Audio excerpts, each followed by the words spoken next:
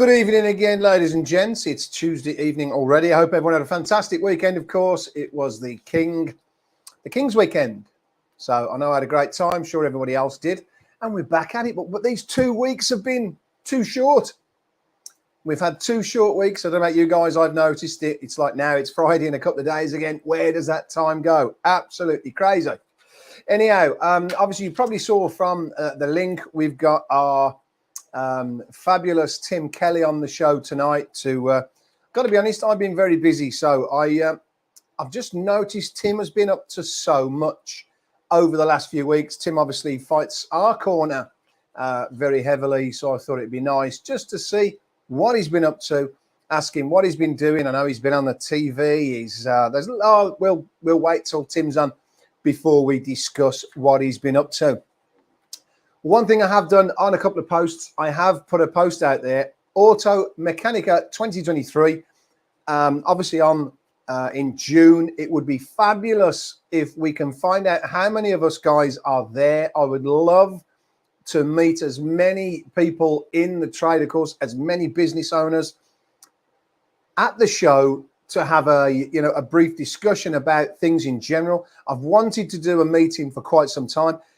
I have got the option of getting a room where we can have a chat as well. I've been offered a room where we can sit and have a chat together so we can make it a little bit of a meeting in the middle of the day or whatever time we want to. Would be fantastic. So please, if you can, have a look at filling in the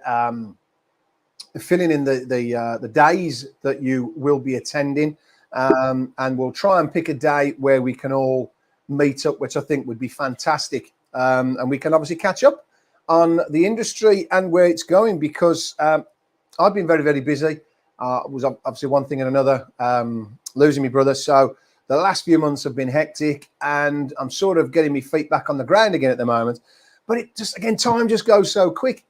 What is happening in the industry? I feel like I've lost a little bit of touch. So I'm here to gain the reins again and find out what's going on.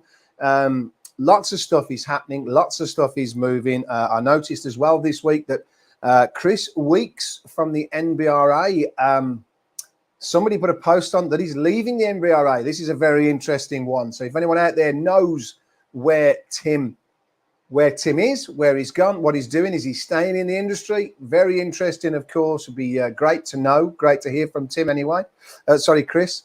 But we've got Tim coming in now to discuss what he's been up to. So Auto Mechanica, please try and let us know when you're there, because we can get a room. It would be great to have a discussion and a catch up about the industry. Would really love to find everybody's feelings, where we are. Has it got any better? Has it got any worse? What's the main problem? So do your best to let us know when you're there. I don't think I can make every single day, but I'm aiming to sort of try and make the day that most people are there would be great. So please let me know. That would be great. So, what I'm going to do, I'd like to know about the industry as well. So we're going to bring in Tim and find out what our fantastic Tim Kelly has been up to. Tim, how are we doing? Good evening, everybody. Yes, absolutely fantastic. I've been a tiny little bit way busy, as you can imagine. Well, for just a bit. What you might have seen. Yeah, I've been working hard to spread the word about what I think is going on in the industry, and also how insurance companies are treating people. So yeah, I've been kind of out of it everywhere.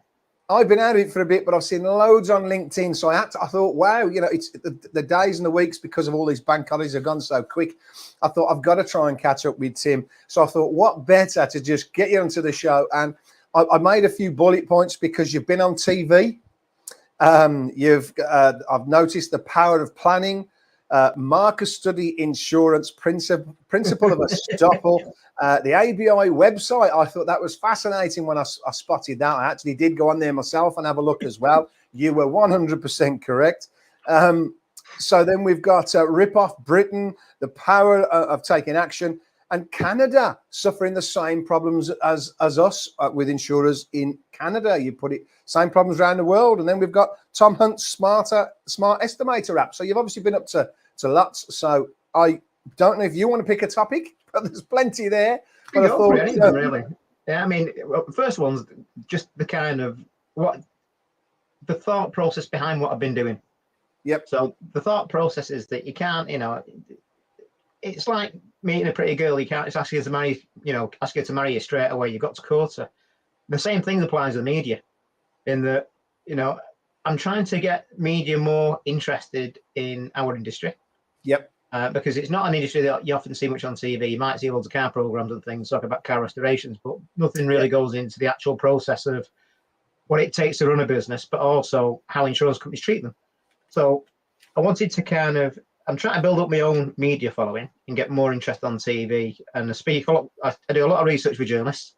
So a lot of them use me as a focal point, as a reference point to actually get information.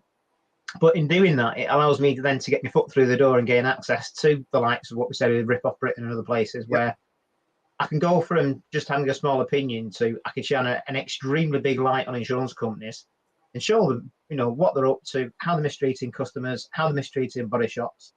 So yeah, if you want to start off with that one, because that was a cracker. It was an interesting one. It was a good experience. Well, it's a cracker for me because I've always thought, my opinion, insurers are just a nightmare to deal with. I've dealt with them now for probably 20, 30 years. Sorry, 35 years. And they've never got any better. No, I'm lying. I thought they got a bit better in 2001 after Diamond versus Lavelle, when we all started to work together a bit better, all the garages and the repairers, and everything went well for a little while. And it doesn't take long with insurers to want the cake and eat it. So they started, the challenges come to now, where I personally believe we're at a real mess in the motor industry, the accident repair industry, the claims industry. I just think it's to something that at the moment I'm dealing with a couple of total loss claims that 7 months one of the claims has taken.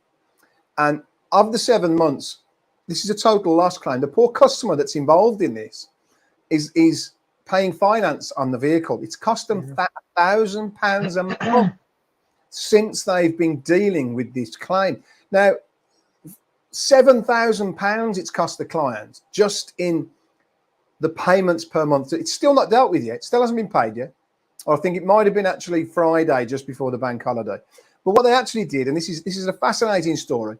The guy had the accident. He brought the car to an independent repairer because his excess was £2,500.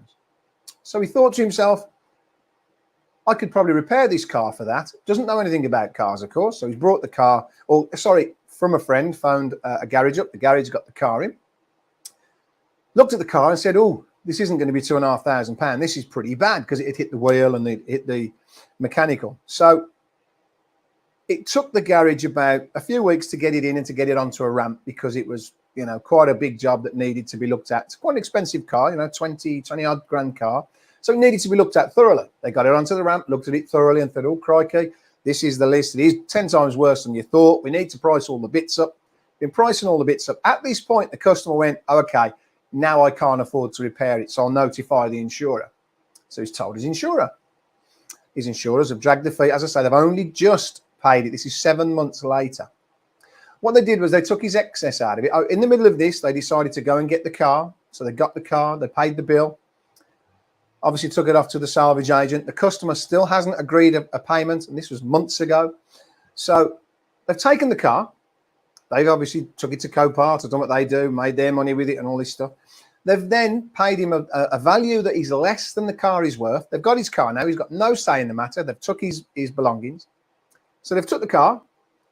They've made an offer of a value which is not a value of the car. I think they're about £2,500, £3,000 short. They then took his excess off it, but they then took the charges from the garage off it as well. They have now said to him that because we didn't authorize you to go to that garage, we are taking the charge, the money that we paid to the garage off your total loss. I have just gone, wow. So I've actually written to them and said, do me a favor, send me the contract where it says that you can do what you've just done, because you've took his car without him saying you could. You've paid a bill without without him agreeing to anything, and then you've just took it off his total loss bill. So they've paid him £2,500 to £3,000 less than the car's valued. They've taken about £4,000 off in recovery and storage charges, and he's had to pay out £7,000 in 7 months of them dealing with the claim. So that's 7 and 4 is 11 plus 2, £13,500 these guys had to pay out. And I just think it's unbelievable. What happened to insurance protocols where they had to sort of deal with something in 6 weeks? Really, 4 to 6 weeks? How long does it take to value a car? Why is it taking them 7 months to value a car? And that's... all of that I can sort out. So for the first part of it, in terms of the actions taken by the customer and what the insurance company is doing, and the first thing is put your customer in contact with me. Tom's come through my website. That's the first thing. The second thing on it is that at the point they have the option of at what point they notify an insurance company. And the insurance company will tell them that you need to notify them straight away at the point of claim. That's not necessarily true, because it comes down to what's seen to be carrying out a reasonable action. Well, it's reasonable if you've got £2,500 excess. You might not wish to make a claim. Just as simple as that. Now, the insurance company is only liable for the cost at what point when you notify them. So when you notify them, like it might have been last month they had the accident, but it's from this point making the claim now. If that car's incurred storage charges or any other charges before that point, the insurance company is not liable for it. But after that point, if there's cost involved in the recovery, storage, administration, estimating fees, stuff like that, and there were services carried out that help them identify the vehicles as total loss, the insurance company is liable for it. They can't then go back to the customer and ask for it back. That's the other side of it. Well, there's been no delays in it because it went to the repair centre. The repair centre have looked at the car and said, we think this is going to be a lot more. Let us get it onto the ramp. It's taken a couple of weeks to get it onto the ramp. They got it onto the ramp and told him straight away, sorry, we need to price up all your parts to let you know how much it's going to cost. I think it took about 4 or 5 weeks, all of this. But this was going to happen whether the insurance company had got involved at the start or not. If you'd have told them on the same day, exactly the same process was going to continue because they had to price up the parts, see if they were available, all the normal process. There's been no delays. The only delays is the insurer took 7 months to pay out for the claim. So obviously, why didn't they deal with it quickly? Well, they see it as being fraudulent in some ways, why the delays for it. But had they have known straight away, they'd have probably still constructed the total loss bit. So they wouldn't have needed to price the parts for things. They'd have just decided the way they do carte blanche that everything's a total loss at the moment for insurance companies. So anything before the point that he made them aware, they're not liable for it. But after that point, then if there is recovery charges, storage charges, admin charges, estimating fees, they are liable for it and they can't go back to the customer off it. Now, at the point, then they have the information that would allow them to come to a decision and they say, no, the vehicle's a total loss.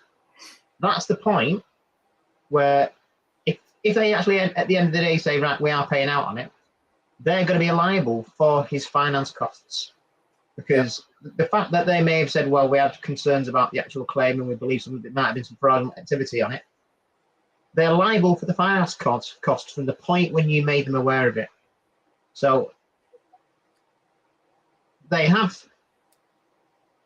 the right to carry out their own due diligence and investigations as part of seeing whether they're pay out on a claim or not. But that shouldn't be a financial penalty to the customer. Shouldn't be, should it? So no, so it's terrible. Like I said, if you get me involved in that one, it's something where I can help them with it, and I'd aim to get the finance cost back on it. And I won't give you a guess who it is. No, well, I don't narrow it down. There's tons of them that are crap. So could it be Marcus today, or could it be? You could be right first time. It didn't take you long to get that, did it? No, it's.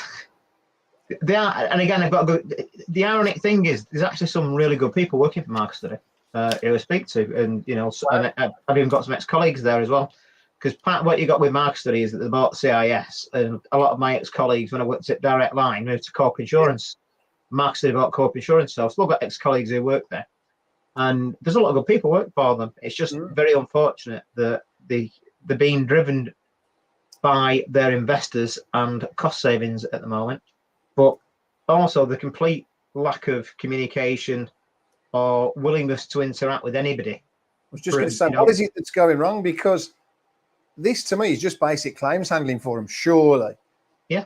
To total loss a car and take 7 months is not acceptable, in my opinion, and I'm pretty sure in anyone's opinion, that you don't need 7 months. No, I mean, in the regulations, there is a specific part of the regulations under ICOBS. So what ICOBS is the Insurance Conduct of Business Standards. And what you've got in ICOBS, it comes under Section 8, which is to do with claims handling. And they have 3 months to make a reasoned offer a settlement from the point they're aware of it. After that point, they need to tell, or they need to advise why they're not making payment. Yeah. So if it's on the basis that they have concerns about the claim, they should say, the reason why we've not paid out is because we have concerns about the claim. They can't just say nothing.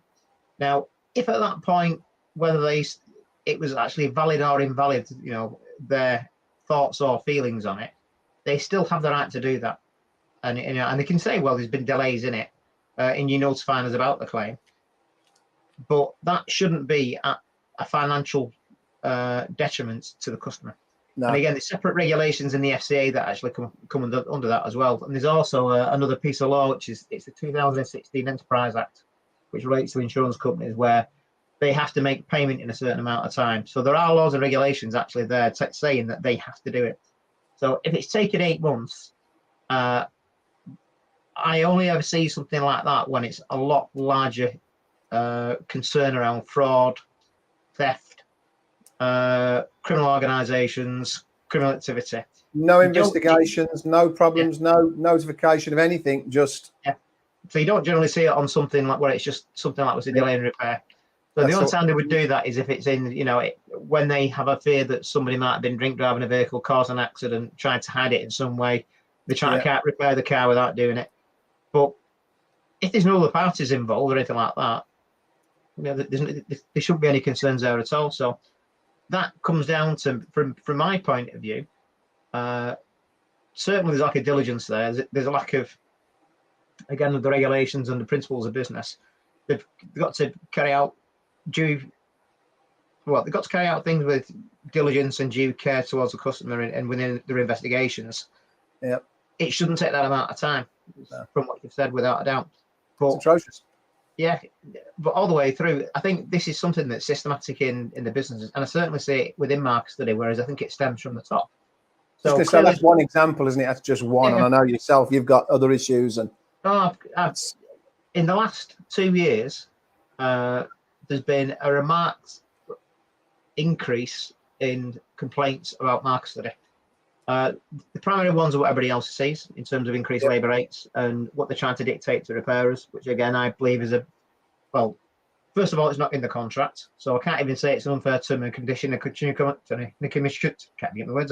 contract, it's not even in there. But it comes under a principle of law called Estapel. So you can't assert a right in a contract that goes against the right in the contract. So you're saying you're selling a contract based on the principle of indemnity, so you promise to indemnify a financial loss. You can't then go, well, we promise to indemnify a financial loss as long as it's on a Friday afternoon at 4 o'clock. Other than that, we're not paying out. Which pretty much is what Mark Study is doing. So we'll only indemnify a financial loss if it's £28.50 an hour. No, sorry, you can't do that. It's the loss that happened at the point the incident happened. It couldn't have been mitigated by having it repaired at a lower cost by an insurance company's approved repairer. Well, I've heard a precedent in Coles versus Henderson. So it's covering more. I've heard a couple of stories this week where another repairer messaged me and said that Marcus Study have, and I've got to be honest, I didn't think they'd go this far because I thought, wow, how horrific for the customer for a start. Because if you read the Marcus Study, I've actually had to get a copy of this just for my own, I like to just to know. So I got a policy, and it says that if you choose to use one of our repairers, or if you choose an independent repairer, so they give you the option in the terms, but they don't tell you they're going to penalise you and only pay the difference in the rate. So this guy he said they've actually done it. They've charged the difference in the rate to his customer. Now I don't know whether they've actually charged it or how it's worked, what they've done, but they've said if you're doing that, we're going to send you the money for the £28 an hour kind of thing. And apparently they've done that, and that's recent. That is. I was like, really? So first of all, every repairer watching this needs to be aware of this. So the first thing is, do not contract on the terms of the authority they send you at £28.50 an hour or £35 an hour. The instant they send you an authority over at that figure, and then you agree to repair it at that figure, you've engaged in a lawful contract, and the customer then has no right to sue the insurance company. because if it went to the ombudsman or it went to a court, the court would see that there's a valid contract in place, and it then stops the customer from then complaining to say, well, I'm now liable for these additional costs. And it's like, well, you're not, because the garage contracted at those rates. So what you should do is, unless it's at your labour rate, absolutely refuse to contract at their rates. Just don't do it. The better way around it is have the customer pay for the repairs themselves. So they pay for the repairs themselves through you, and then they then submit the invoice into the insurance company. Now, as long as the cost of those repairs are reasonable, so you could argue that any of the rates that you might reference through the ABI data sheets that they've collected. Where's the point of reference? Exactly, yeah. So they're deemed in court to be a reasonable reference point to rates in the industry. Again, that refers back to Coles versus Heatherton, which is where they referenced it. So it's seen as being a credible resource. So if you can argue that the cost of repair that you paid is reasonable and the rates are reasonable, the insurance company are on a very sticky wicket in terms of trying to then argue in court that they won't pay it. And what you'll also find as well is that most cost of repairs on vehicles are less than £10,000. Yep. So if a consumer did pay for the invoice themselves and they did take the insurance company to court, each party is liable for their own legal costs. So what you'll find is that the insurance company will not fight it.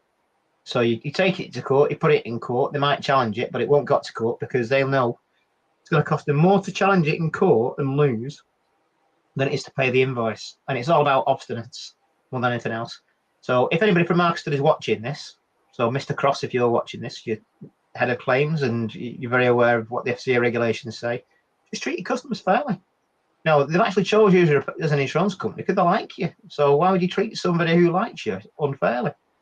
And they're not going to reinsure, are they? Surely, if you know that horrible tactic, they're going to say, "Well, I'm not insuring with you again." Yeah. Well, I also understand the reason why Markstead have took the actions they've taken, because I'm fully aware of how they've grown as a company. I'm fully aware of where the investment funds that have come into, all the money that's come into Markstead is from the Middle East. And what happened was that they didn't have the funds available to pay back the investment funds put into them. They didn't have sufficient funds to comply with MiFID 2. So what MiFID 2 is that you need to have enough equity and money in the insurance company to be able to pay out in the event of all claims being made against you. So they had to loan more money to be able to be compliant under the FCA regulations and to comply with MiFID. Yep. So I also know then from doing that, they were also in the process then at that point, this is 4 years ago, of buying corp insurance. So they had to get 3 separate lots of finance just to prop themselves up. So the long-term plan of what they're doing was logical, and it made sense, and it helps them develop their business and grow the business. But again, that shouldn't be done on the basis of marginalising against your customers and treating them unfairly. You shouldn't be causing consumer detriment as a result of trying to grow your business, because if anything, your business will tank. You can't grow a business if nobody wants to insure for you. So I think whatever directions are being given, even though I understand what they're trying to do, they're trying to make as much profit as possible to pay back the loans.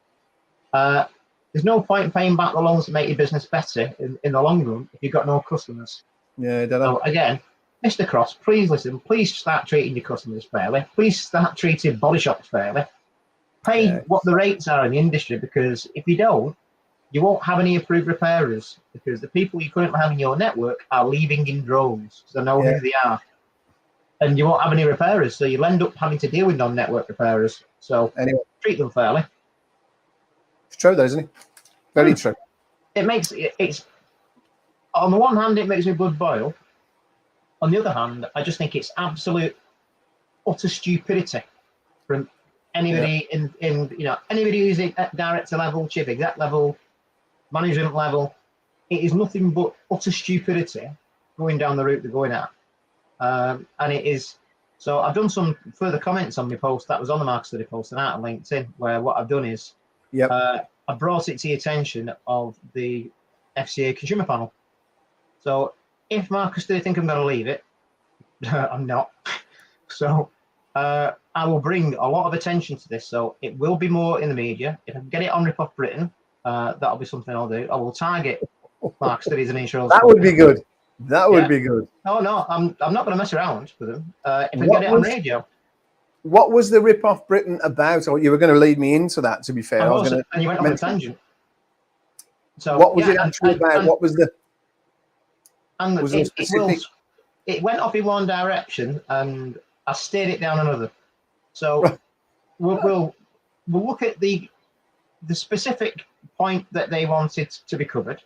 Right. And then we'll look at the holistic side of it. So the specific issue that Rip Off Britain wanted to cover was to do with the lack of availability of courtesy cars in the repair industry and when making an insurance claim. Now, going back to COVID, there wasn't any issues with any approved repair networks with any of the courtesy cars because there was tons available. But what happened pre-COVID was that there's a lot of vehicles that were lease vehicles, leased from the manufacturers, more so related to hire car companies. So Hertz in America was one of the big ones that went bust because of the result of it, because they had thousands of cars out there that are on manufacturer leases and still had to pay them, even though they weren't being hired out. That then meant that lots of hire car companies in the UK sold all their hire cars.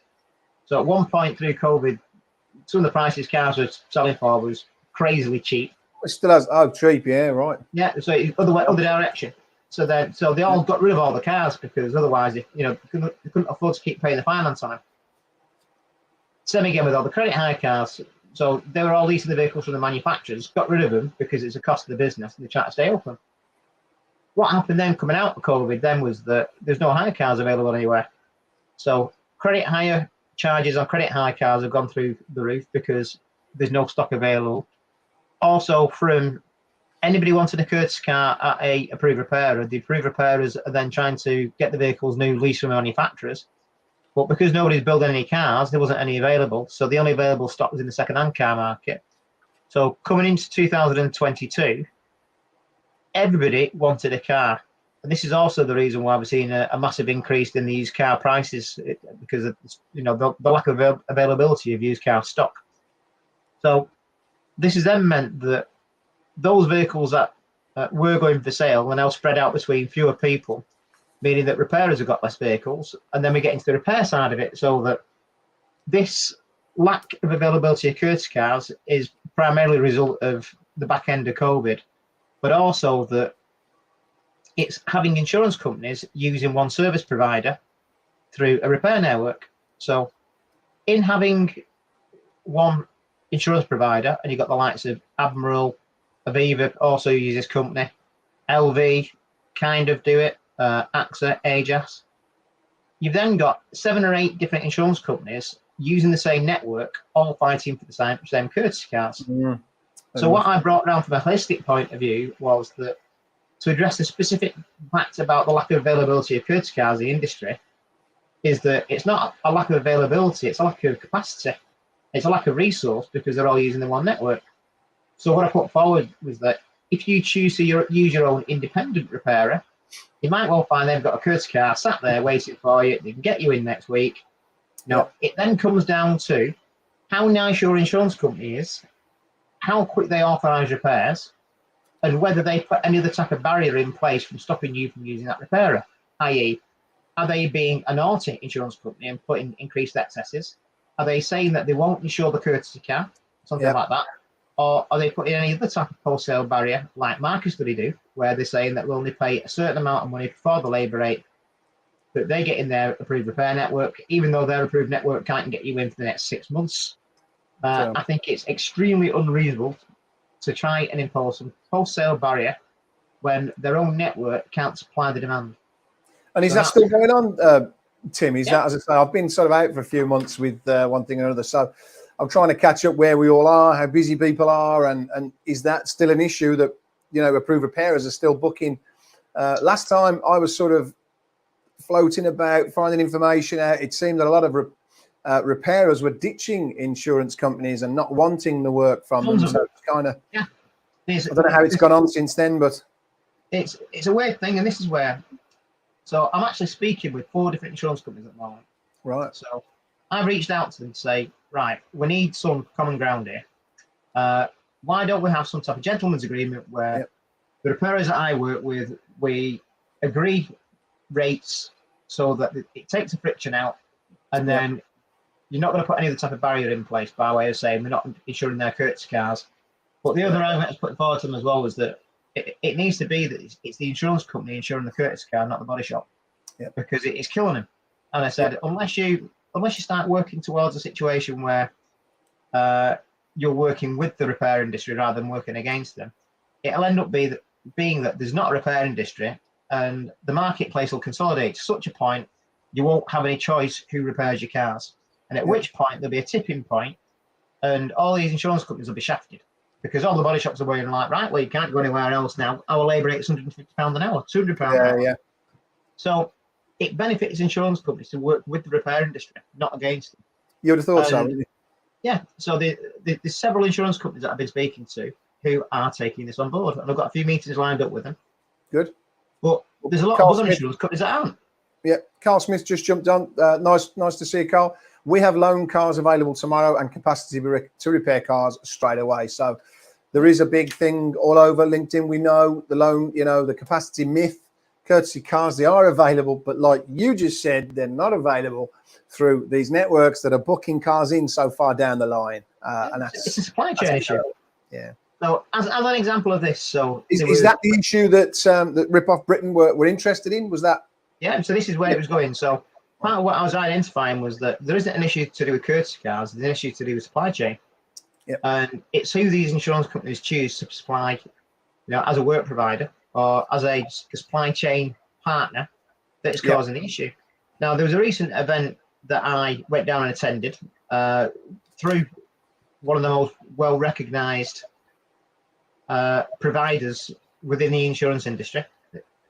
And I spoke with some of their approved repairers, and the interesting part is these network partners are actually not happy.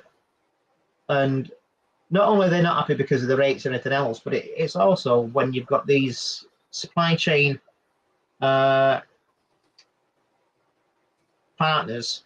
trying to impose conditions on repairers around provision of courtesy cars. So the interesting thing was that one of these repairers was refusing work to them, and the work provider was getting really, really cheesed off with it.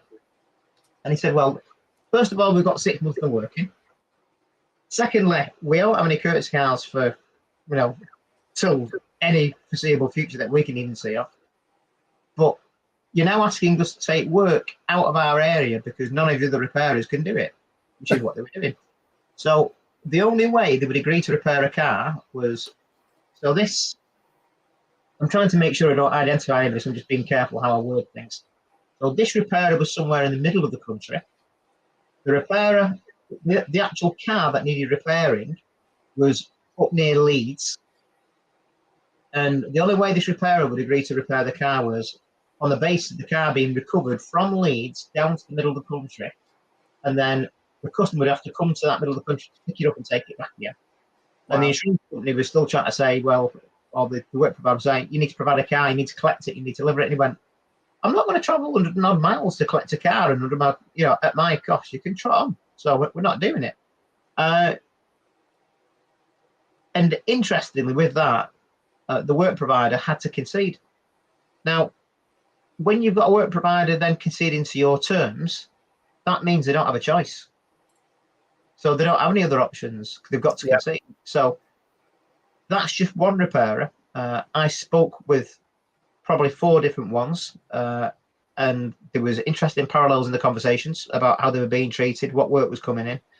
The one thing they did say actually was that the cash flow was quite good with this work provider. They're getting paid quite quick, which is at odds that I've seen from other parts of the industry telling me that they weren't. But it's certainly most of the actual issues that we see in the repair industry are to do with supply chain, and it's a result of the contracts that insurance companies are agreeing with these service providers. And again, another interesting thing with that is that these companies that I'm speaking with as insurance companies who use these work providers are now willing, they recognize as an issue and are now willing to speak with me and are now willing to cooperate and say, actually, yeah, we think what you're suggesting is actually it's sound advice. For us to have a secondary option where, it might be that we've created a secondary tier or a third tier that allows them capacity. So you've got a customer who wants to use their own repairer, you don't put any barriers up. But when that insurance company needs capacity, can you help? Well, it helps everybody, doesn't it? It means that every party in that process is happy, because the repairer is happy because they're repairing a car, customer's happy because they've got the right choice, and the insurance company's happy because they've no longer got the capacity issues they've got in using the work providers they're working with. Yeah, and I think you mentioned this before, actually, that if you looked at it as a percentage, the bigger percentage goes through their own networks anyway. Yeah. So that's only a minor. What they're actually arguing over, realistically, is just pointless, because bad word. There's an old saying, isn't it? Bad news goes worse than good news. Someone has the car repaired, and it's good. They don't really go out and say, "Oh yeah, my car repaired. It was great." But if they have a bad job, they go out and they tell everyone. So it's kind of, what are they doing? It's not worth it, is it? I've got one insurance company who are now working with me. Again, I'm just being careful. I don't want to upset relationships with them, because they are starting to engage. And there was disagreements around labour rates. And the interesting thing was, I know what labour rates they agree, which are way above what people might think they do. Yep. And there was also an issue, one engineer who works for them. And he's now been suitably re-educated, I think is the politest way to put it, because he was just, the unpolite way of putting it was just being a cock. So, Don't mince your words. So any engineers watching, or, you work for an insurance company, don't be a cock. Don't be a cock. There's no point. Why be a cock? So what you don't, and this is something I put across in the training. Don't they get bonuses from being a cock? Isn't that their job? Let's because they have to argue, fight, and don't they get bonuses on savings? I would like to say yes, and it is a point, but it's not something they're necessarily doing intentionally on the basis of financial benefit to themselves. What they're doing is a result of fear. Yeah, true, for their jobs. But so what you've got, and I've been in this exact situation, is that we're performance managed. So if we don't manage our performance, we underperform. And if we underperform, we are managed out of the business. So they're not necessarily doing it to help themselves. They're doing it to make sure they don't lose the job. Yeah, which is a sad thing, because they've got, Yeah, but what you then got is that it's corporate bullying, in short. So what you've got is an industry that it doesn't manage its staff. It bullies them. And what you've got then is it's micromanaging. So I've never worked for any insurance company or seen any insurance company that's well managed. Not one. I think every one of them is shite, to be honest. Again, they're just. So is this? Are we talking claims departments are shite? Because all the way through it. All the way. In terms of the way. So what I'd like to know is, if anybody does want to come from an insurance company and come in and tell me how much business management training have they ever had? Right now, from CEO down to claims directors, have any of them run a business, and have any of them had any type of business management training? Not only that, have any of them had any people training? Because what you find at they've had no customer service training, have they? Because all they do is upset them. Yeah, but what you've got though as well, and it's true. I mean, to be honest, some of the insurance companies I've worked with do have customer service training, but it's not that great. And what you've got is that, again, the claims handlers are all managed on the time in terms of how long they can spend on a call. And they're not really allowed to deviate too far away from the script, because you've got certain information you need to make sure you satisfy the needs of the claim when you're taking it, to make sure you can apply for validation and verification things. Because you need to validate the claim and make sure it isn't fraudulent. So they are restricted, but what you've got is that, I know 2 insurance companies that don't do this, but most of them managed on time. The 2 insurance companies that I'm aware of that don't do it have superb customer service index ratings. So you will find that when the customers speak to these insurance companies, they say they feel that the insurance company has a lot of empathy towards them, and that they feel listened to, and they feel engaged. When you speak to an insurance company where they rattle through a claim in 10 minutes, and they don't even ask you, you've just gone through a really traumatic situation where you've been involved in an accident, more than likely. You could potentially be hurt, somebody else is hurt, but they don't even ask how you are. It's more traumatic dealing with your insurer, isn't it, than the accident? Yeah. Well, I said it's what gets me though with the insurance companies, and I certainly experienced this at both Direct Line and Aviva, was that you could tell it's being managed by accountants, and it's the way these companies were managing their staff. Yeah. They were missing out on, and again, from an insurance company's point of view, the most important tools and assets they have in their own organisations is the staff. And yet, in both organisations I worked at, I saw highly skilled, very experienced people who are extremely knowledgeable, who are clearly a massive asset to that company, made redundant just because they wanted to cut down on operational costs. And this is also, this is one of the issues Admiral have had as well in the past. There's a whole conversation to be had with there, because they did the same thing. And the unfortunate thing is that when you start losing that skill set, the parallels to the repair industry are quite similar in that those skill sets don't get passed on. The knowledge doesn't get passed on. So what you then is you've got a massive skills gap that's never going to get replaced. So and so then this is the reason why now where when you speak with some insurance companies, you can clearly see that the skill set that you might have had from a claims handler 8 or 9 years ago, you know, and they were empathetic and clear and concise and knowledgeable, that insurance companies aren't investing as much in their staff by way of training and customer service training as what they used to. And again, it's something where the FCA recognises this, and this is the reason why they're now looking further down the route of something called the FCA's consumer duties, which is an aspect of the regulations that comes into place in July this year, will be fully implemented in 2024, and it's concentrating its focus much more on the financial industry to make sure that they treat customers fairly in what they're doing. Well, I mean, do they actually do anything? Because I'm still sat here thinking you've got the FCA, that's already here, but these customers are still being treated so badly. So are they pointless? Do they do anything? Is that another question for another show? Another show of rip-off Britain. Yeah, another question that I can go on all night on. So the FCA, so repairers, any repairers listening, this is what I'd like to say, this is what I need you to do. It's not about what I need you to do, it's what you need to do, because unless you put your fingers out your back end, it ain't going to change.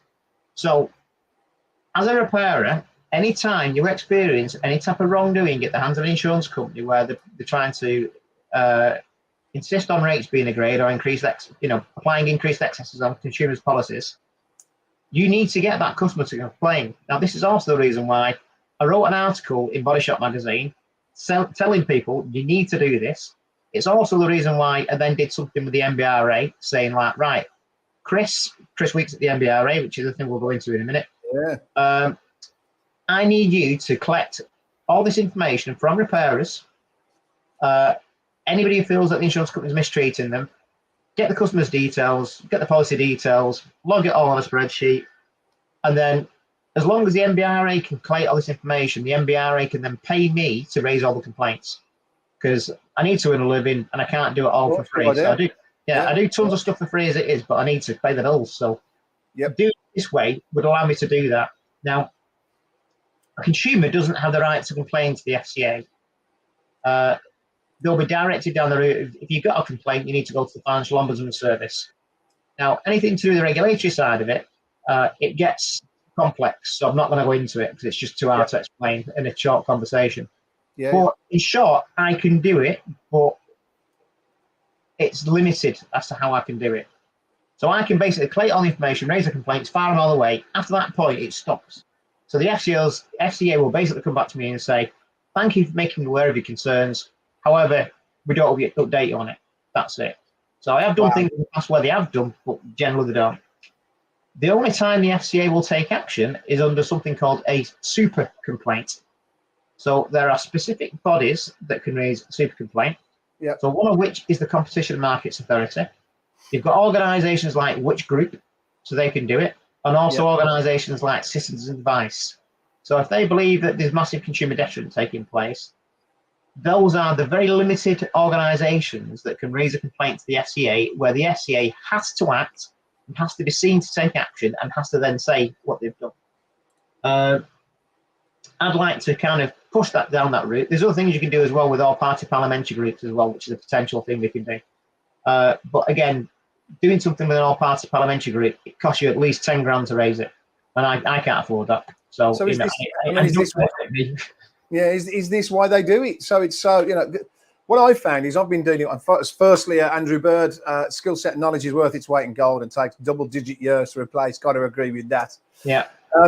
But yeah, what I was going to say there was, forgotten there. Where was we? Where was you on? Chris Weeks, do you want to go on that one? We will go on to Chris Weeks. Yeah, I was going to say something there. I totally forgot what it was already. Then reading that, so it's just put my mind up. What's happened to Chris Weeks? Weeksy, where's Weeksy? Where is he? What's he doing? Yeah. Where's he gone? Is he staying in the trade? Is he leaving the trade? We don't know. It was very hush. Well, like I said, I know somebody who does know, but he won't tell me where it is. So Chris, give me a ring and let me know. I'm intrigued as well now. But also, what we need to do is we need to have somebody continue the good work that Chris carried out as well. Very much so. That's a big. Yeah. So Chris, Dominic, you have done a good job, but we need somebody to carry on what you've been doing. Chris was back in as well, wasn't he? And it's a shame to see that kind of position go. He was doing a good job. I'm sure they'll fill it with somebody, but yeah, he was passionate, and I think because he didn't have his own repair centre as well, I think that may have been a good point for him, because I think, like you mentioned something, or we've discussed this before, where the only concern with the MBRA for me is that there is a section of approved repairers. There's a section of independent repairers. Is there a conflict of interest with a body that's sort of supporting both? Can they work for both? When you've got a board where the people on the council are from a lot of insurance company approved networks, and then we've got independents, you know, the things that might benefit a network of repairers who've already got insurance contract approvals might not necessarily benefit, you know, independents. So potentially, could there be a need for that? You know, does there need to be the provision of somebody acting on behalf of both parties within the industry to recognise the points? Because the points you'll find with independents are very different from the points you get from the network. So of course they are, yeah. I think that's certainly something with it. But I also understand and I recognise in the past, one of the reasons why the MBRA didn't interact with myself so much was because they don't want to, you know, destabilise the status quo that's already there because of the organisations and contracts that they've got. You know, they don't want Tim Kelly coming in, pissing off a load of insurance companies when they work with them. So I understand that. You know, it's fair enough. But it then makes you wonder, then question, are the MBRA acting and working on behalf of the whole industry? So this is something I think the MBRA need to look at, they need to recognise, but I also think probably clarify, to be fair, as well. But, and I think Chris has done a lot of good work on that. In the, you know, he's helped bring attention to a lot of independent repairers that might not necessarily had it.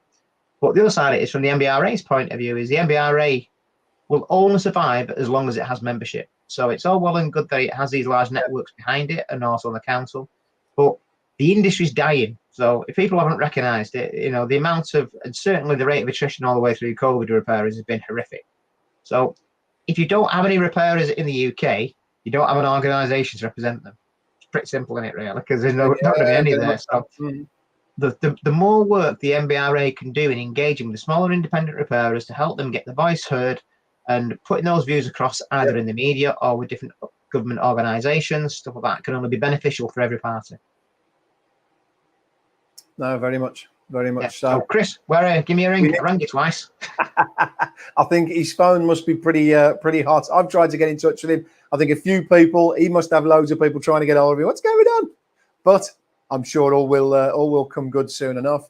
Obviously, somebody put it on LinkedIn, so maybe that will leak out very soon.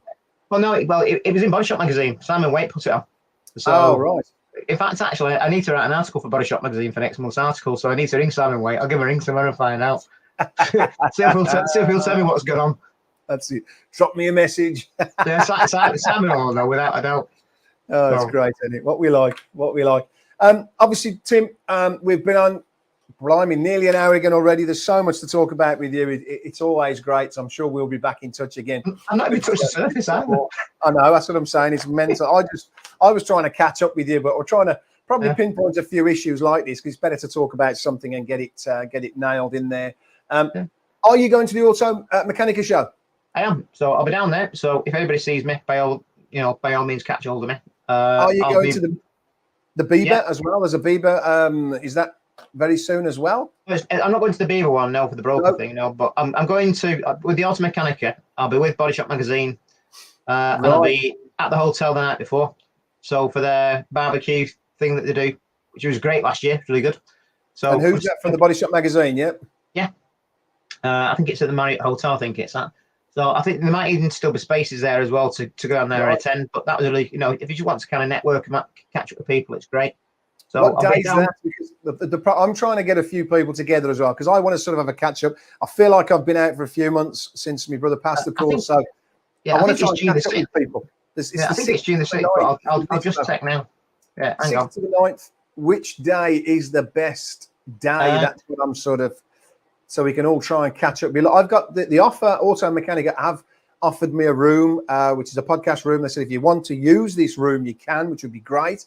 It'd be great to have yourself there and a few of the body shops to be able to repair us, to come and just discuss. Shut that door. Who was that, Larry Grayson? Yeah, Larry Grayson. Just us guys talking about the industry. Now, I don't actually care whether it's, independence, network, just to discuss the industry in general, because I'd like to get a feel since, the last sort of 6 months. I'd like to know what people are thinking is happening. Some people are telling me more body shops are going to the wayside, but I haven't heard of any. So I don't know. Are people finding it tougher? I put a little post out there the other week to sort of get some answers. I'm going to go over the polls next week. One of them said it was about, have you put money back into your business since COVID? I know I did. So and a few people come back and said they had. So we're going to be paying that back for some time. We've got to clear that debt yet. That's not going to be gone, quickly. So, I don't think there's clear waters yet is what I'm getting at. But I haven't heard of anyone disappearing as yet. But I've heard a few people say I've known quite a few. But just to give an update on that then. So the Body Shop Magazine Summer Launch Party. It's a networking event for the UK collision repair industry. It's going to take place on Monday the 5th of June from 6 o'clock till midnight. It's at the Delta Hotels by Marriott Forest of Arden Country Club near Birmingham. Last year's event was cracking. It was really good. So Tuesday the 6th will be the day that I'll be down there. So most people who've gone to that event on the Monday night will probably be down there on Tuesday. There. So I would recommend going on a Tuesday. It's been a great night to do it, or the great day to do it. Doesn't it make the Tuesday hard after a barbecue and a? Oh, well, I give up drinking now, so it's all right. Last year, I drank. In fact, actually, last year, so Mr. Jordan Salt of Multimix fame is a very naughty man, and he was ringing me before he went. He went, yeah, and I went, I'm just round the corner now, and he went, right, I passed from the car park. When you park up, I'll meet you at the reception. I didn't even get into reception, and he'd already bought me a beer. I'm not drunk all day, and it's like 4 o'clock in the afternoon, so I cannot even just get my bags upstairs. Wow, that's what I mean. So, what time does it start? Is that, as you say, 6 o'clock? 6 o'clock, yeah. Wow. So by the time it got to 6, 7 o'clock, I was like, no food and 4 pints of beer. I was like, wait, I'm rocking here. So I had to calm it down for the night, but the day after, it affected me because I drank too much. So luckily, I've given up drinking now, so it won't happen this year. But that's all right. Yeah, it's it is a school night. So yes, it's a great event. It's great to socialise, but we all need to be on good behaviour because otherwise we don't get stuff done.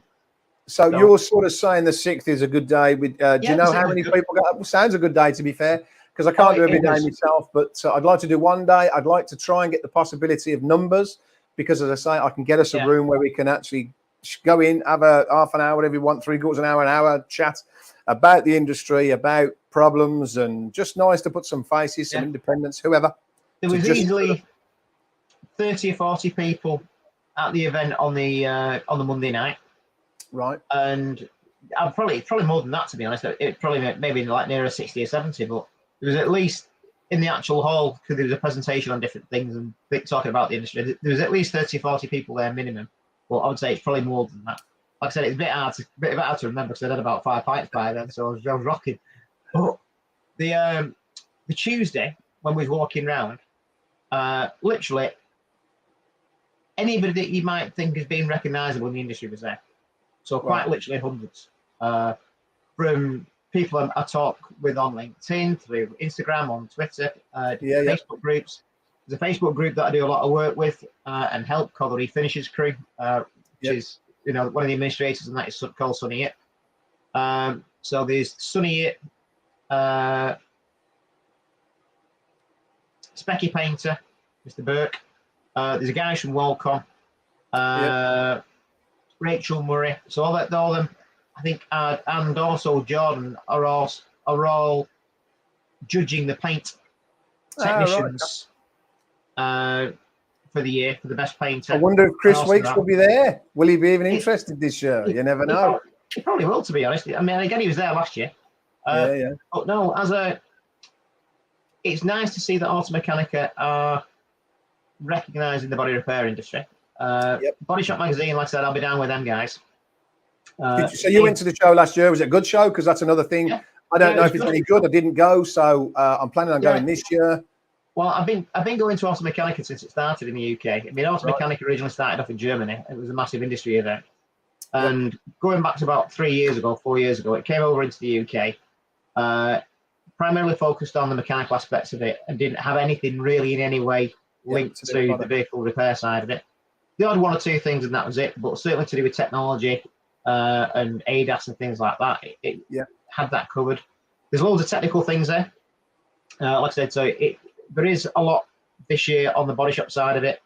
But there's lots of educational stuff going on, which I highly recommend you go to. So good for body shops to learn, good for body shops to keep up to date with technologies, and so well worth going in. Good. Okay. Every year when I go, I will spend probably at least an hour on one of them learning stuff. And one of the things I was learning last year was to do key coding, key encryption. I was more inquiring about the potential for the fraudulent use of keys, and could keys be copied and the mobilizers be redone. So they're talking me through the encryption processes, what they do in the programming. So I do actually do work with insurance companies where I carry out fraud investigations for them. So for me, having a knowledge of what can and can't be done was, for all of us, we should all be learning that, shouldn't we? We're the people that customers want to ask questions, and the more knowledge. It's great to network. It's great to learn. There's loads of educational stuff going on. It's a vast place as well, so make sure you take your comfy shoes because you'll do a lot of walking. Wow. But there is this year now, I think the amount of stuff that is linked to the body repair side of it is probably going to be double what it was last year. Wow. Last year it was quite lacking. It was all right. It was good, but I'd reckon within about 3 hours you'd have done about an hour and a half. You'd have done everything to do the body repair side of it. Right. The whole thing will take you all day. Certainly, if you want to get involved and watch all the training stuff, it'd take you a good 2 or 3 days. Do they keep the body stuff together? Do they sort of separate the mechanical and the what's so you're in one area to? Yeah. So last year it did, but they're gonna. I think this year it's going to be like that, but also anything affiliated with the training side of it as well might be. So you might see like Gutman Heller there doing things on ADAS. You might see the guys. God, I forgot the call now. So all the guys doing jig work, stuff like that, jig technology, pulling stuff. Key code, doing smart repairs, glue pulling, demonstrations. I know there's going to be the guys from Walcom down there. So and I don't think Jordan has got a stand this year in multi-mix. But you'll see different paint manufacturers doing demonstrations on UV paint, UV primers, stuff like that. So plenty of reason for body repairers to go then. Good. Okay. Yeah, it is really good. And for me, it's like, my background's mechanical rather than body. I understand what the process is to repair cars from body side of it, but it's an area that I don't have massive experience in. And also, when you look at the rate of change of the industry with new technologies, you need to be on top of it. So for me, it's a great place to go to keep track of all the things that are developing, what's coming into the marketplace, what products come in the marketplace, what new tools, and it's all in one place. So yeah, it's nice and convenient to go to. So yeah, I'd definitely say stick it in your diary, get some tickets booked. If Body Shop Magazine have got any tickets left, go on the website, and book a ticket for the hotel. Come the night before, socialise, network, have a beer, or maybe not 10, but 1 or 2. So Enjoy the barbecue and then enjoy the event the next day. And then, if you've got the time, spend a couple of days there. Real? Sounds good. Okay, mate. Appreciate that. Right then, I think it's time to. We've done an hour, which goes so quick when we're talking to you, Tim. You've always got. I know there's loads of things here to carry on with, but it just we can. That's because you went off on a tangent talking about the car with your friends. But no, it's brilliant, mate. We'll obviously come back again. We'll go on. I'm still following and catching up on what you have been doing because there's still lots more and lots for us to discuss. So I know we'll come back in another week or two and have a discussion about this, of course. And it'd be great to see if we could get a few people to meet up at the Auto Technica just to discuss in general, just an open chat with a beer. What's going on and what people think is going on and how people are, what's their biggest problems, biggest fears. Just, it'd be nice to have a good. I think it would be really good to do so. I wanted to do it last year, but obviously the timing was wrong with me, brother. So I've got my feet back on the ground, and I'd like to see where everyone is and how the industry is doing as a whole. So let's see if we can try and get a room for the 6th and see if we can get a bit of a get together. I'll put that out there next week. And what I would say as well, just give you a quick synopsis of what they're up to. So there is a consumer expert called the Complaining Cow, which is called Helen Juni. Right. She invited me on to a radio show to do something with her. So if you go onto the Complaining Cow's website, you'll see a blog post that I've done about the insurance industry, which can help your consumers, anybody who comes into your body shop, are understanding what they're complaining. So she's called the Complaining Cow. Cow. Moo. Cow. Yeah. So, wow. Oh, right. Is it? So, Helen is a consumer expert. Right. So she's wrote that book. I said, the Complaining Cow. She's got a great website for any consumer issues, but she specifically wanted to do some work with me on the motoring side of it and insurance side of it. So I've done a blog post, which is on a website, but she's done a radio interview with me as well. And I was explaining about what goes on in the insurance industry. So that was the first one of the things that I've done. So again, I'm trying to do it to attract as much media attention as I can to the vehicle repair industry, to make people be educated, because I want consumers to choose you guys as repairers. Simple as that. Because we need to save the industry, because otherwise it's going to die. So that was one of the things that I was doing. The secondary thing was, like I said, with Rip Off Britain. That'll probably be aired in about 2 or 3 weeks. I'm not sure of a date yet. They're not come back to me. I had a very short amount of time to get across what I needed. Wow. Did you do it? Did you get it across? It wasn't the format I expected. So I've done 4 things with Rip Off Britain now. We have a format where we do it. This was slightly different. I wasn't aware at the start in the morning that it was going to be done live. So it was recorded, but it was still a live session. Wow. As you can see, I've got no issues speaking. I can generally do things off the top of my head. However, knowing that it's just going to go straight out as it is, and there's no edits, no cuts, nothing, it's just bang up your pop, was interesting. The ABI didn't know that was going to be on it, and then the instant they found out, and that was it. That was an interesting thing. So the instant the Association of British Insurers found out it was on, they refused to come on, point blank. No, we're not doing IPs on it. Yeah, we're not doing it. That's interesting. And I have had plenty of dealings with them in the past. They wanted to see the script, the questions, and the content that I was asking.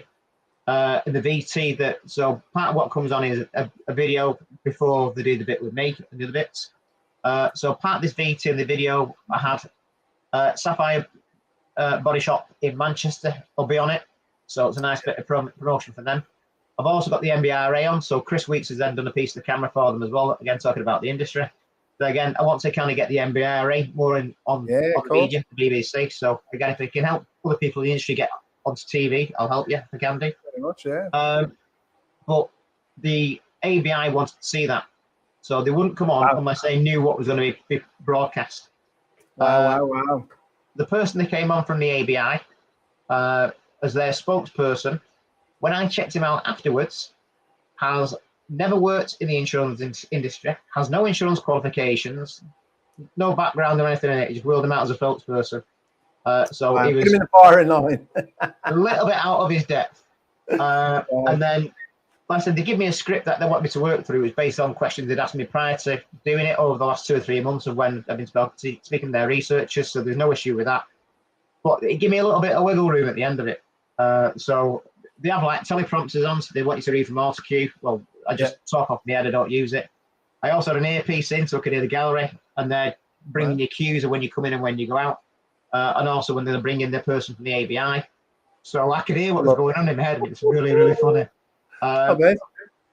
So when they tried to queue him up, and then he actually answered one of my questions, and they weren't that happy in the background. So when it did come to me, they just let the final cut stop before he could jump back in again. But I made sure that I highlighted how repairers are being treated by insurance companies. Again, primarily because of the supply chain issues, but I wanted to highlight how insurance companies create post-sale barriers by way of increased excesses or not ability to insure courtesy cars and stuff like that. So I did as much as I can in 2 minutes. Like I said, I had a tiny amount of time to get it in, but I did what I could in that time. So I hope anybody who's in the repair industry likes it. You would hope. I left smiling when I did it. I bet you did. You would hope that they would pick up on those last bits that you were trying to get in and make something bigger of it. But there we go. Well, the funny thing about it was Gloria Hunniford was lovely. Yeah, we had a conversation. We had a conversation before we was doing what we was doing. Because generally, what they do, if you're going on camera, they just try to make you feel relaxed. Well, I've done quite a lot of TV stuff now, so I'm not that bothered. So we just talked about general stuff. So I explained the industry what was going on. Clearly, she didn't like it either. So she packaged something up in a beautiful way, and I just thought it was lovely because she'll have me an opportunity that. Yeah, it's have a pop to do something. So, I'll look forward to that. Let us know when it's out. Of course, we'll put it on air. Let people know it'd be something very much to watch. That's going to be a good one. And then the third thing as well was Car SOS as well. So again, I put the offer to yourself last year in relation. Could you help me out with that Porsche to get it jigged again? So anybody who's watching won't know this, but I needed to get that 911 onto a jig and do it. Darren kindly offered to be able to do it, but there's things in the background with the production company where they have certain timescales to do it, and Darren had work on the week when he couldn't do it, so he had to go somewhere else. But there's just stuff with Car SOS as well, National Geographic, because they're fantastic to work. So hopefully I'm going to be doing some more stuff with them. If they allow me to, potentially I might be able to, again, just use that as a platform to highlight what the repair industry does, what skill sets are out there, what skill sets we can't afford to lose, and why we need to save the industry. Very much. We can't save the industry if we don't make profit. So if insurance companies treat you fairly, you make more profit, make more money, it stays alive. So we need to work out the biggest problem is that I keep saying this over and over again. There is a very simple fix for this industry. But to get an insurer round to talk and then to get them is one problem, and then to get them to come round to your way of thinking is another issue. I have done it in the past. I did it in 2001 with Diamond Versus Novell. I created what's called a GTA platform today, how the non-fault repair hire industry works. That was actually something written by me with 5 of the big insurers in 2001, just after Diamond Versus Novell. People say you can't get them to listen. They saw what was an obvious pattern, an obvious path for everybody to work together, which is what I'm not claiming it was anything really clever. It was quite simple as far as I'm concerned. It's just sometimes they can't see what's the saying, see the trees for the wood for the trees. Woods for the trees. So it was interesting for them to sort of jump on that very quickly. But again, I feel there is a very simple fix that will save them millions, and I mean millions. And that would save the repair centres, because they just always look at the wrong areas, the wrong ways. They're happy to drag claims out, pay solicitors' fees. It must be costing millions in just those 2 areas alone. Without, I think, like you said, competence of dealing with a claim, fast and efficient, is a massive key for their savings. But there's also another little twist that could fix the industry. Very simple twist, but we'll have to try and see if we can get some insurers round a table once again. I said, I've actually got a few now who I've got a meeting. I won't say who they are at the moment, but 4 big ones. One huge, well, 2 huge ones, but there's 4 big ones, and then there's 3 or 4 smaller ones, and they do recognise what's going on, and they can't they can't fail to, can they? Because there is an issue, and there's going to be a bigger issue, like you've just said, further down the line. Because no, it's right on the horizon. I can, and I've been actually advising other parts of the industry what's going to happen 3 or 4 years ago. Yep. And I did a conference with BASF, and I was on the panel and doing a bit of presenting with them, and I explained what I saw was happening in the industry. And I predicted what was going on 4 years ago, where it is now, and I also predicted what's going to happen next year and the year after, the next 5 years. And it needs cooperation. It needs active participants who are willing to work with each other. Collaboration. So hopefully, that if we can get insurance companies, and they don't necessarily, it's not even about being on board or off board either. It's more about them understanding that we're providing options available to them, and that if they ignore the options, they won't be there in 2 years' time. So all they're doing is limiting the potential of what they can do in the future if they don't act now. So having insurance companies speak, cooperate, understand what's going in the industry, understanding the need to, they want to control costs, but we need to make profit. And if you don't make profit, you're not in a business. So profit isn't a dirty word, insurance companies, and the thing is, body shops are earning less than you are by a massive amount. The general profitability in a repair expense is about 3%. We look through the ABI's figures. At tops, it's 7 or 8%. Insurance companies will argue, well, that's only what we make. Yeah, but you're selling hundreds of thousands of policies, so you can afford to. It's a bit different.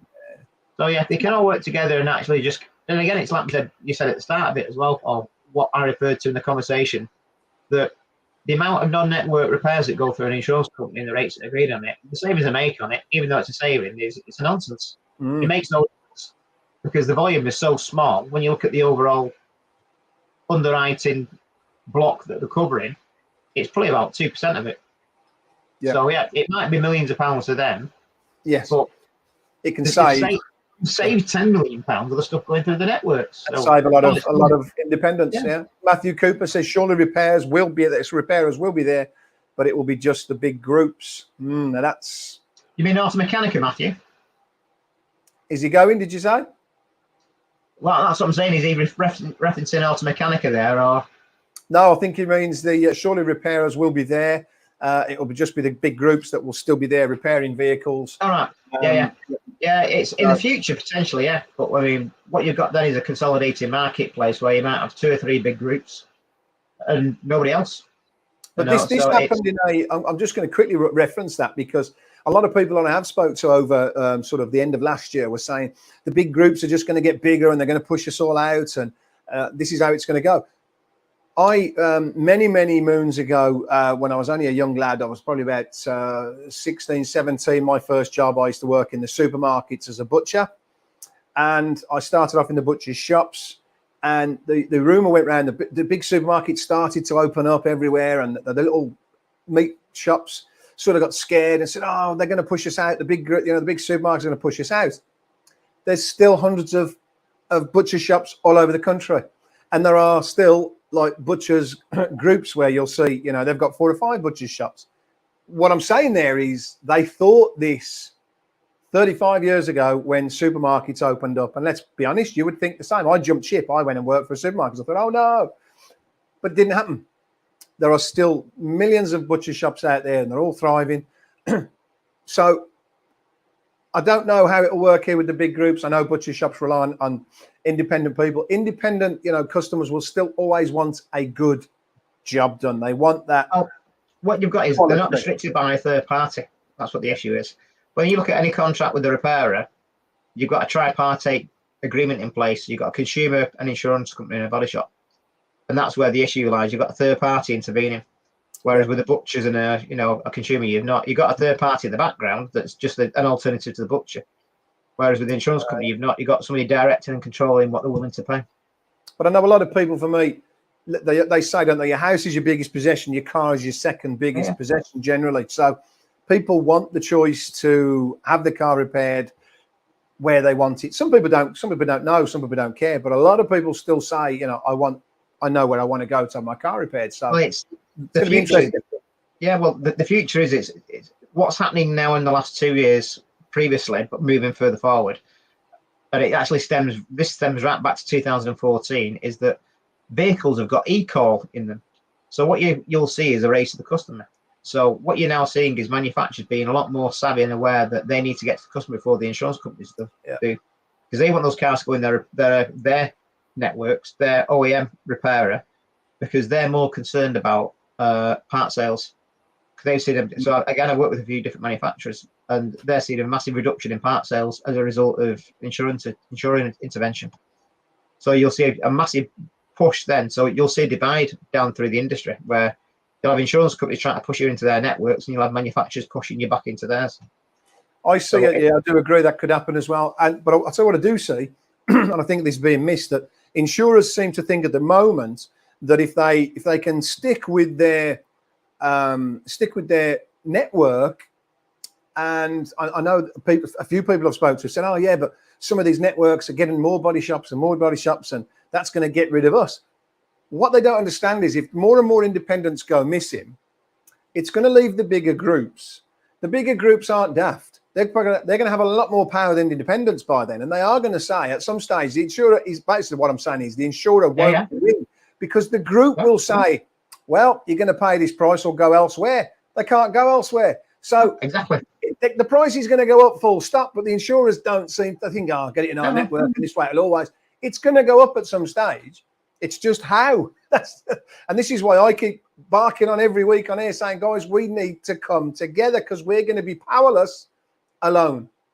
As a network, all talking the same, singing the same hymns, trying to put something in place. If you're not trying, you're not getting anywhere. At the moment, I think we're all paddling, treading water, because we're not joining together enough to make ourselves a bigger network to be able to have a voice. But that's what's going to happen is the big groups aren't daft. They're buying up body shops and trying to grow, because they're going to want, the minute more and more body shops go bust, they're going to go, right, you got nowhere to go now. So what? We've just doubled our rates. And that's going to happen without a doubt. What you've also got as well is that the insurance companies, the clever ones, are not putting all their eggs in one basket. So if you're a clever insurance company, what you'll do is you'll have your own repair. You'll own your own repair network.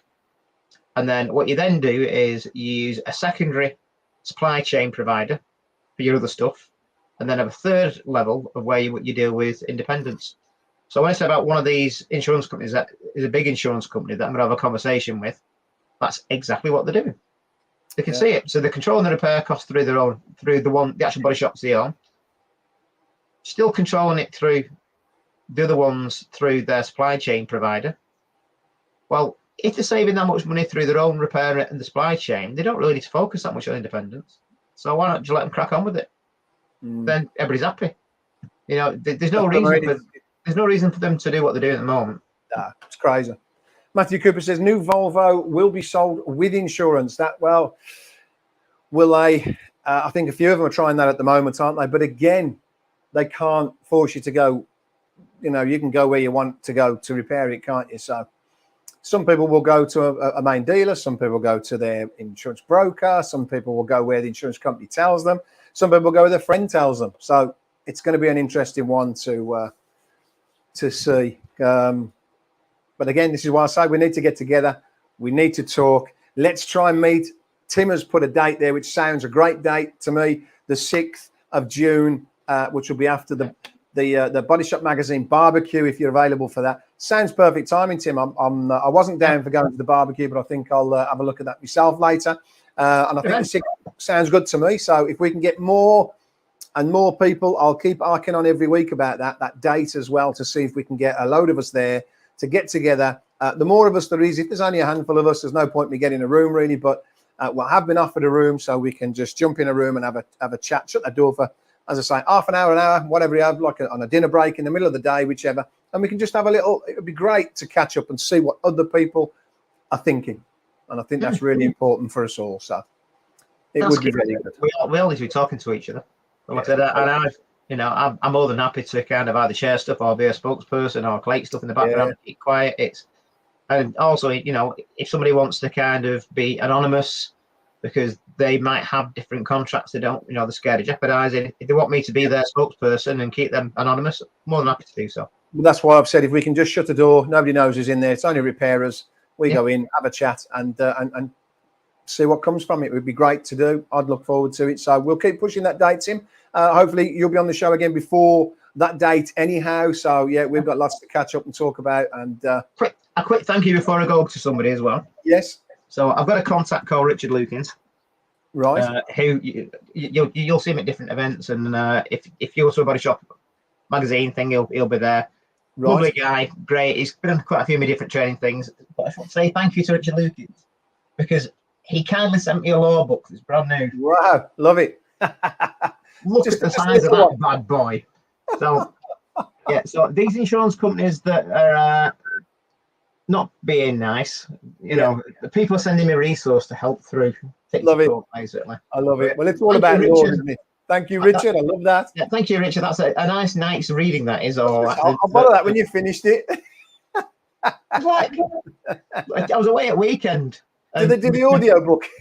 Yeah, God, can you imagine it? I was away at weekend, and my missus went, "Something's just arrived for you." It sounded like a dead body coming through the post box. Fantastic. Yeah, Richard, thank you for that, mate. I'll go with my collection up there of other things that I'm reading through. So. Fantastic. That's your biggest book, I can say, by far. Fantastic. It's it is actually. Yeah, it's good, isn't it? There's one there. Oh,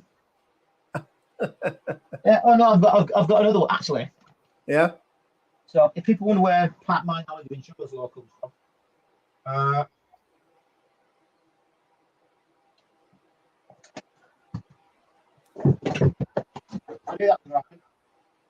and there's sticky notes in that. I like that one. Oh yeah. Means you've read it. Let me just mean I don't have to think. Yeah. So. Yeah. Like it. Yeah. Yes, dear insurance companies, I do read a lot of insurance law handbook. There's not enough stickers in that one. That's brilliant. Oh no, love it. There's that other one up there as well to do with motor claims. I love it. Fantastic. So, it's right, Tim. Richard Lukins, you're a star, so thank you. Good on you. Yeah, nice to receive that. Yeah, we'll have a catch up in June, and if you want to do another one of these sessions in the next week or two, I'm going to say hopefully we'll speak before then, Tim. So yeah, it'd be nice to get this meeting going. So we'll have a few chats and see if we can pick a couple of issues and take things further forward. Yeah, we just need to promote it a bit sooner for other people as well. I can bang it out on the social media and get more people engaged. We'll bang on every week. And again, Tim, thanks for your time. Always interesting. And you know, with as a from the repairers, I would presume everyone like me loves to listen to you. And thanks you for what you're doing in the industry. We need to support you more. And hopefully, coming together, we will be able to do that. LinkedIn user says an interesting hour and 21 minutes, guys. Sorry about that, gang. It just something when you're with Tim, we could do all night quite easily, but we'll shorten them down and get a few more in, Tim. I think that's the best way to. We'll try to shorten them down. We just need to stick to specific points. Is all we need to do. Concentrate on one point. Very much so. I can talk for England, but also if they get into a session on something, I'm passionate. Of course, and that shows, which is fantastic. Yeah. But again, we'll push the auto mechanic app for the Saturday. For the 6th of June. I like the sound of that. See if we can get as many people together, and we'll keep pushing that every week. Anyone who's tuned in, of course, thanks for tuning in, and we'll see you next Tuesday. Tim, again, thanks very much for coming in, and we'll see you very soon, of course. So, guys and girls, have a fantastic weekend. It's another short week with a very short bank holiday, unfortunately. So yes, Friday is coming upon us very fast. Hope you have a fantastic, profitable week. If not, we need to talk more. So if you can come down to the, no, it's been great, fantastic. Sorry to take up so much of your time, but yes, it is great to get everybody together. Auto Mechanica, I think would be a great start for us all to come together. So please try your best with that and share the news to anyone else. I think it'd be a great get together. The show itself is going to be great. It's all about latest technologies and stuff that we need to know about, and especially now. Over the years, I used to miss a lot of these kind of shows, but I didn't think the technology moved on quite so fast. We are in a very interesting time right now, electric cars, technologies, and we need to go to these shows a little bit more just to keep ourselves ahead of the game. Thanks again for tuning in, guys and girls. Have a lovely week, and we'll see you next Tuesday. Over and out.